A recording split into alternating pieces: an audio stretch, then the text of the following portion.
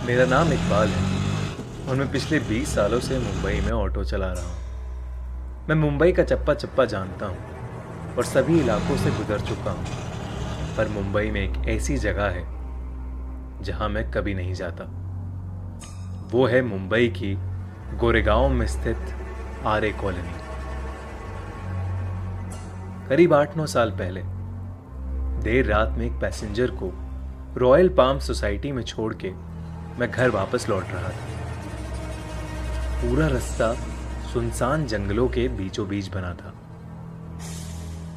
उस दिन हवा बहुत जोरों से चल रही थी और हल्की हल्की ठंड भी। मैं किशोर कुमार का गीत गुनगुनाता हुआ जा रहा था कि अचानक मेरी ऑटो के सामने एक औरत आई। मैंने झटके से गाड़ी रोकी और उस औरत से माफी मांगने के लिए उतरा,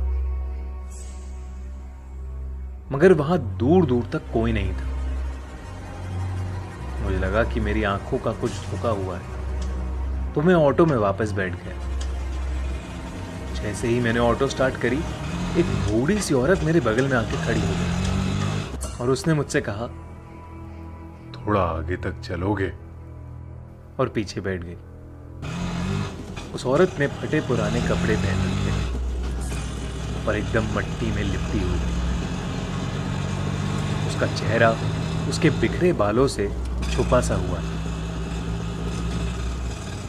मुझे थोड़ा अजीब सा लग रहा था कि रात के 3 बजे इस बूढ़ी औरत को कहां जाना है। मैंने उससे पूछा, मैडम कहां जाना है आपको? उसने जवाब में कहा, आगे एक शमशान है, बस वहां तक। ऑटो के मिरर से जब मैंने उसे कहते देखा, उसकी आंखों में एक डरावनी सी चमक थी। जब उसके बाल हवा से उड़े तो उसका गलगला सा चेहरा देख मेरी आंखें फटी की फटी रह गई। मेरे पूरे शरीर के रोंगटे खड़े हो गए और तब मुझे सूझा कि शायद मेरे पीछे जो औरत बैठी है वो एक चुड़ैल है।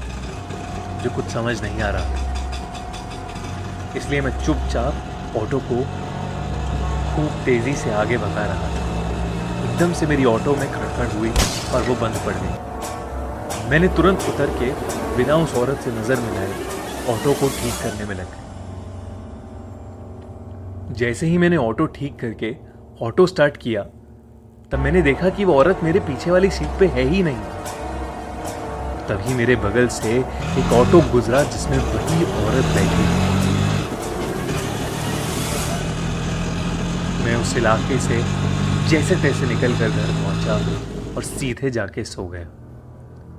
अगले दिन मुझे मालूम हुआ कि उस इलाके में एक ऑटो का एक्सीडेंट हुआ है और ऑटो ड्राइवर की उसी समय डेथ हो गई। और सबसे चौंका देने वाली बात यह थी कि वो वही ऑटो था जिसमें वो बूढ़ी औरत बैठ के निकली थी।